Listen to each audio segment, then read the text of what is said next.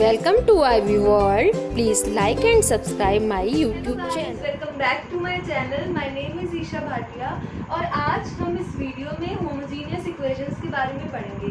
First of all, अगर आपने मेरा चैनल सब्सक्राइब नहीं किया है so please like and subscribe it. Now अब हम अपनी नेक्स्ट वीडियो की ओर चलते हैं.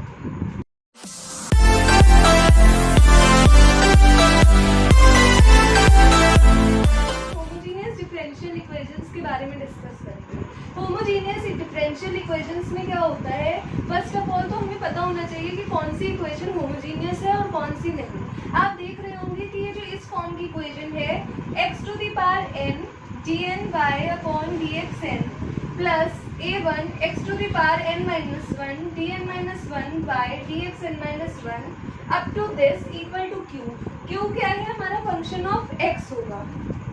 आपको एक बार फिर मैं रिवाइज करवा दूं कि यहाँ पे अगर 0 होता है तो उस केस में हम क्या करते हैं, सिर्फ CF निकालते हैं. और जब हमारा Q होता है मीन्स कोई फंक्शन ऑफ X होता है, उस केस में हम PI भी निकालते हैं. सो यहाँ पे A1 A2 up to AN minus 1 AN ये सब हमारी क्या है, कॉन्स्टेंट है. तो इससे हमें ये बात भी पता चल रही है ये कॉन्स्टेंट कोफिशिएंट की है. So let's start. अब इसमें हम कुछ क्वेश्चंस डिस्कस करेंगे. उससे पहले हमें एक बात पता होनी चाहिए कि हम यहाँ पे x को क्या एज्यूम करते हैं. हम यहाँ पे x को एज्यूम करते हैं x equal to e to the power z. हम यहाँ पे x को ये एज्यूम करते हैं. अगर आप log ले लोगे, दोनों साइड आप log ले लेते हो तो क्या हो जाएगा, log x equal to z. z यहाँ पे कितना हो जाएगा आपका log x और x हो जाएगा e to the power z. अब हम कुछ क्वेश्चंस डिस्कस करेंगे.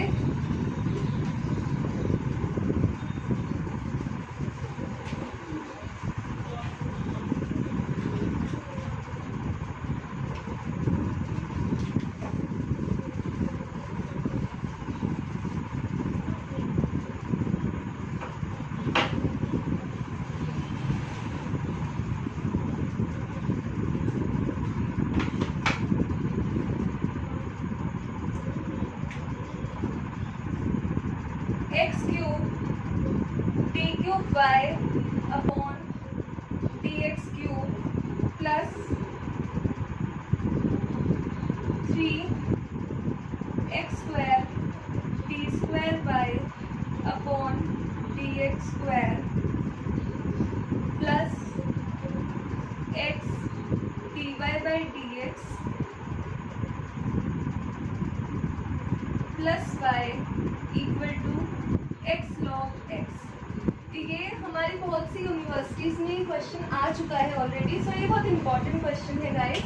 तो अब इसमें आपको देखो, आपको मैंने फॉर्म बताई थी कि यहाँ पे इस टाइप की फॉर्म होगी. आप ऐसे भी लर्न कर सकते हो कि मतलब यहाँ पे जो पावर्स होंगी वो सेम होंगी और एक उससे स्टार्ट हो रही होंगी. जैसे 3 से स्टार्ट हो रही है, 3 2 1 और फिर 0. ठीक है, इससे पता चल गया. अब यहाँ पे आप इक्वल टू में फंक्शन देख रहे हो x log x. तो इससे ये भी पता चल रहा है कि यहाँ पे CF और PI हमें दोनों निकालने हैं.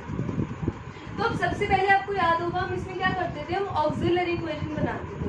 तो अब पहले ऑक्सिलरी इक्वेशन से भी पहले हम इसे डी ऑपरेटर के टर्म्स में लिख लेंगे. और वो बात आपको याद होगी कि हमें क्या रखना है, x equal to e to the power z रखना है और z इक्वल टू हमें क्या रखना है, log x. ये बात दो में बहुत इंपॉर्टेंट है हमारे लिए ध्यान रखने के लिए. ठीक है, तो अब पहले से डी ऑपरेटर के टर्म्स में लिख ले रहे हैं. तो इसमें हमें क्या करना होता था, जब इस टाइप की फॉर्म होती थी तो हम कैसे लिखते थे, d dash minus 1 d dash minus 2. ठीक है, plus 3 d dash minus 1 plus d dash plus 1 whole पे हम y लगा देते थे. इक्वल टू x में क्या लिखोगे आप, e to the power z और log x की जगह आप क्या लिखोगे, z. तो ये आपकी डी ऑपरेटर की टर्म्स में रेडी हो गई है. तो अब इससे अगर हमें m की फॉर्म में लिखना होगा, पहले तो आप इसे d में कंटिन्यू कर सकते हो. d dash square minus 3d dash plus 2 plus 3d dash square minus 3d dash plus d dash plus 1 y equal to ये सेम होगा, ठीक है। यहाँ पे हो जाएगा आपका ये D dash cube minus 3d dash square plus 2d dash plus 3d dash square minus 3d dash plus d dash plus 1। तो अब इसको सॉल्व करने के लिए अगर हमने इसको वही m ऑक्सिलरी इक्वेशंस की टर्म्स में लिखा होता तो ऑक्सिलरी इक्वेशंस की टर्म में आप इसे कैसे लिखोगे, यहाँ पे हम लिखकर देख लेते हैं।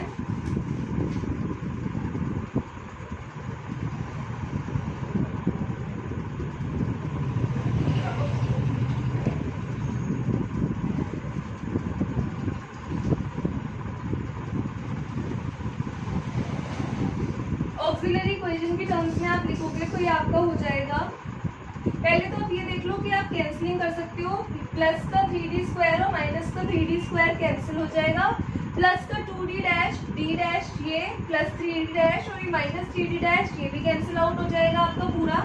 तो आपके पास बचेगा क्या, d cube d dash cube plus और ये हमारा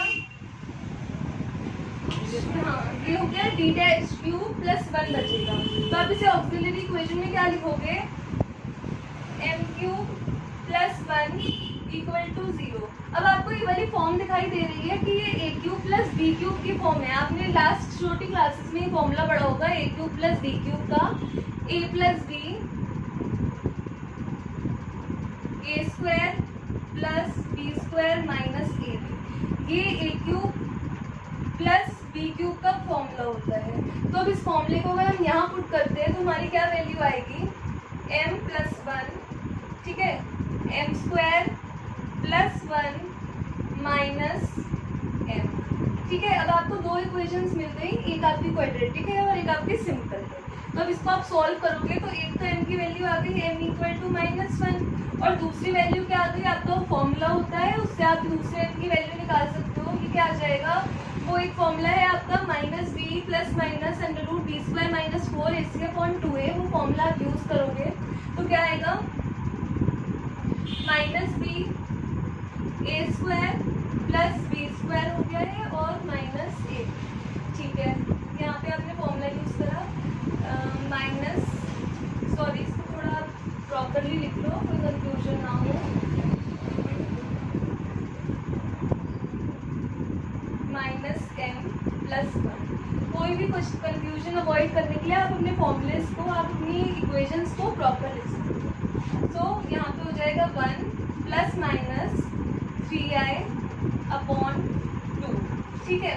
ये हो गया हमारा रेडी। अब आपने देख लिया इनकी तो वैल्यूज आ गई। इसके बाद हम क्या करते थे, सबसे पहले हम निकालते थे CF। अब CF निकालने के लिए होप आपने ये सब नोट कर लिया होगा, और कोई डाउट हो तो आप मुझे कमेंट सेक्शन में पूछ सकते हैं।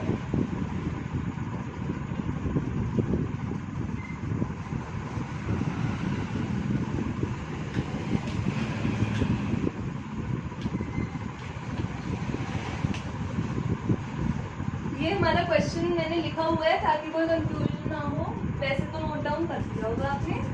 सो अब यहाँ पे हम अपना CF लिख देते हैं। CF हम कैसे लिखते थे, पहले सबसे पहले कांस्टेंट लेते थे हम, C1 कांस्टेंट लेते हैं e⁻−z। अब आपको एक ध्यान रखनी है आपको एक बात कि हमने यहाँ पे x को क्या लिया था, e⁻z। तो अभी तक हम रखते थे e⁻x, ये बात रखते थे हम, बट अब यहाँ पे हम क्या रखेंगे x की जगह z, ठीक है। अब इसके ऊपर क्या लिखोगे, आपको आगे देखो ये कौन सी है, हमारी इरेशनल नंबर्स में आ जाएगा। तो इसको किस तरीके से लिखना है, e⁻ अल्फा x होता है तो 1/2 x की जगह आप क्या लिखोगे, e⁻z,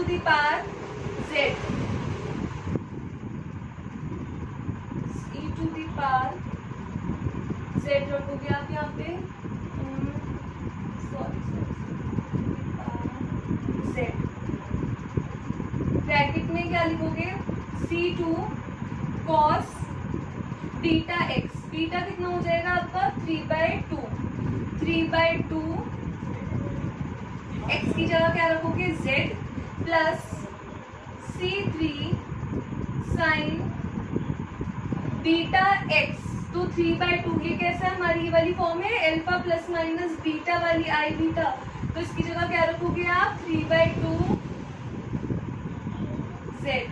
ठीक है, और जब हम लास्ट में आंसर लिखेंगे तो हमें एक बात नोट करनी होगी कि हम z की तरफ क्या पुट कर देंगे, e to the power z क्या था हमारा x, तो यहाँ पे हम x रख देंगे x टू द पावर -1, वो हम लास्ट में देख लेंगे, बट आप ये नोट डाउन करके रख लोगे। मैं इसे यहाँ पे लिख दे रही हूँ ऊपर, ताकि जब हम लास्ट में CF और PI दोनों लिखेंगे तब मैं इसे बता सकती हूँ।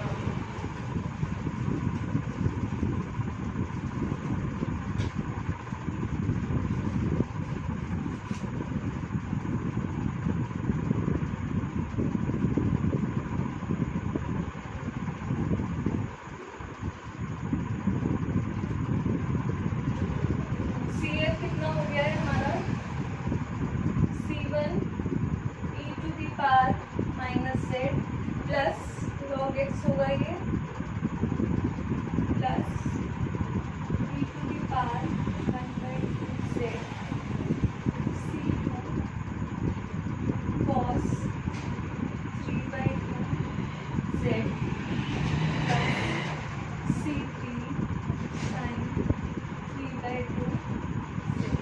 अब हमने अपना CF निकाल दिया है, तो अब हम नेक्स्ट स्टेप की ओर बढ़ते हैं। नेक्स्ट स्टेप में हम क्या निकालेंगे, PI, पर्टिकुलर इंटीग्रल।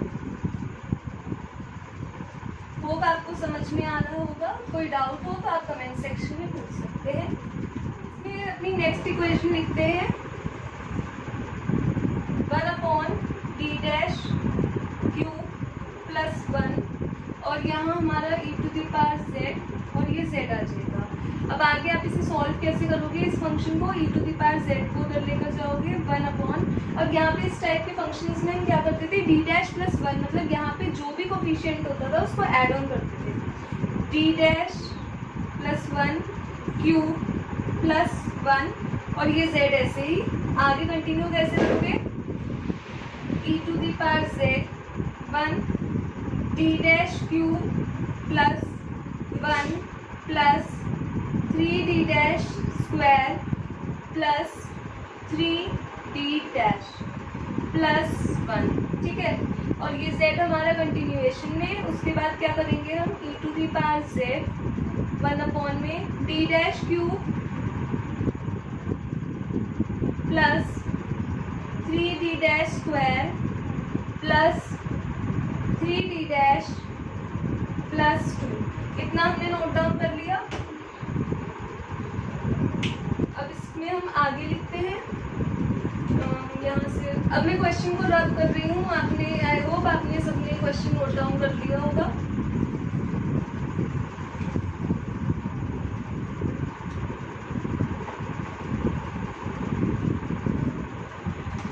अब इसके बाद हमें क्या करना है, अब इसको हमें सॉल्व करना है। तो सबसे पहले तो आप यहाँ पे क्या कॉमन ले लोगे, 2 कॉमन ले लोगे, e to the power z 1/, में 2 कॉमन ले लिया आपने, आपका हो जाएगा 1 plus d' cube upon 2 plus 3d' square upon 2 plus 3d' upon 2, और ये आपका यहाँ पे आ जाएगा होल में z। ठीक है, अब ये आपको ये वाली फॉर्म याद होगी, ये वाली फॉर्म हो जाती है 1 प्लस एक्स की होल पावर समथिंग, तो होल पावर -1, इसमें हम फॉर्मूला यूज कर रहे हैं एक तरह से, e to the power z। अब ये 2 तो ऐसा ही रहेगा आपका, और ये ऊपर आके कैसे हो जाएगा, 1 प्लस है, मैं आपको पूरा दिखा देती हूँ, 1 plus d' cube upon 2 plus 3d' square upon 2 plus 3d' upon 2 whole power -1, और ये z। अब इसको हम फॉर्मूले में यूज करेंगे।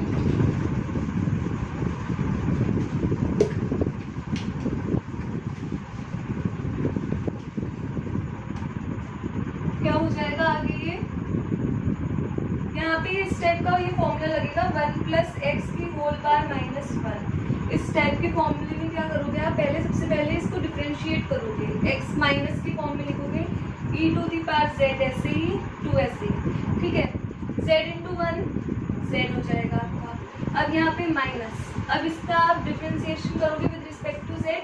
जब हमें 3 टाइम्स डिफ्रेंशिएशन करना है जेड का तो ऑफकोर्स वो 0 हो जाएगा। 2 टाइम्स करना है फिर 0 हो जाएगा। 1 टाइम करना है तब आपका कितना हो जाएगा, ये 3/2 जेड। और आगे का जो होगा, आगे का फिर हम स्क्वायर्स वगैरह यूज करेंगे। जब वो सिंपल क्यूब्स में नहीं हो रहा तो पावर 6 में भी डिफरेंशिएशन ऑफ कोर्स 0 होगा। तो आगे क्या हो जाएगा इसमें,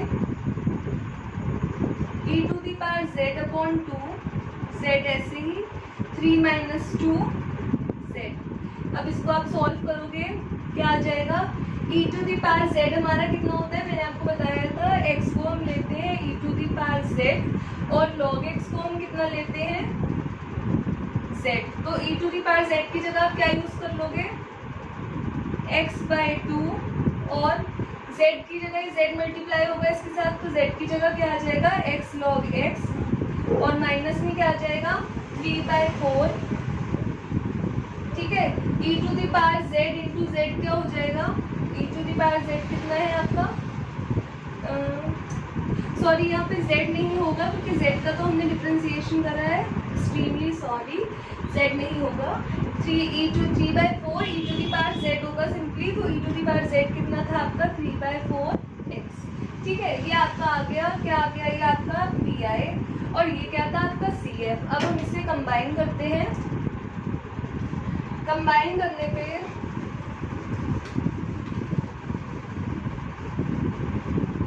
मैं दोनों प्रॉपर्ली लिख के दे देती हूँ आपको।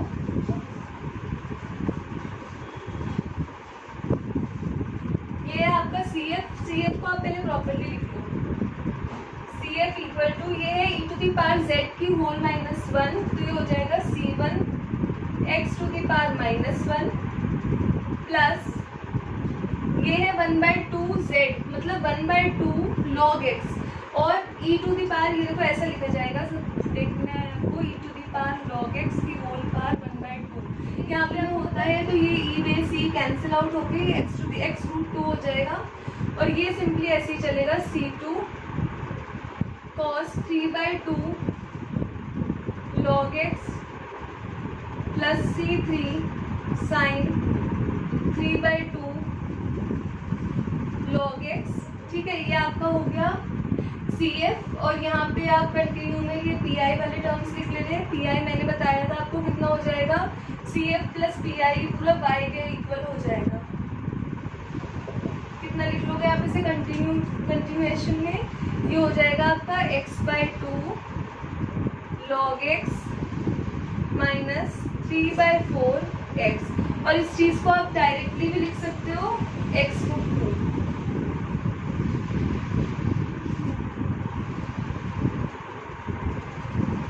x√2 या √x लिख लो, कोई प्रॉब्लम नहीं है, ठीक है। तो आई होप आपको ये क्वेश्चन समझ में आया होगा। Thank you for watching it, please like subscribe and share my channel.